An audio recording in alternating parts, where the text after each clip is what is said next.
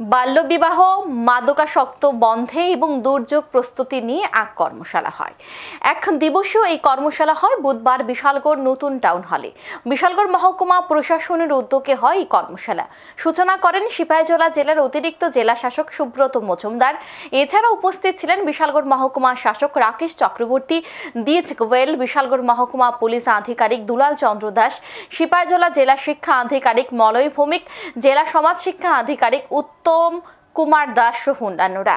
এক দিবসীয় কর্মশালায় বিশালগড় মহকুমার বিভিন্ন বিদ্যালয়ের ছাত্রছাত্রীরা অংশগ্রহণ করে।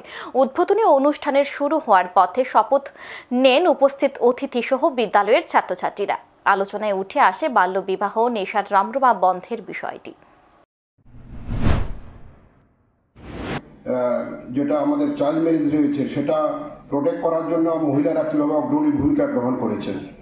তো সেক্ষেত্রে আমাদের নিশ্চয়ই যে আইন রয়েছে, আইন দিয়ে সবটা সেটাতে রিকভারি করা যায় না। সেক্ষেত্রে আমাদের সবাইকে এগিয়ে আসতে হবে।